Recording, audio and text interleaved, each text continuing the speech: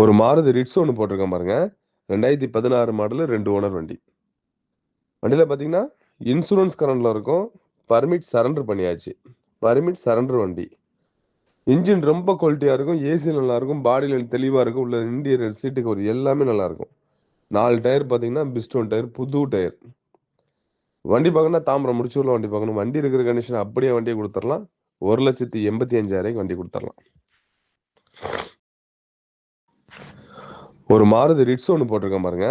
2016 model 2 owner வண்டி. வண்டியில பார்த்தீங்கன்னா, இன்சூரன்ஸ் கரண்ட்ல இருக்கும். பர்மிட் சரண்டர் பண்ணியாச்சு. பர்மிட் சரண்டர் வண்டி.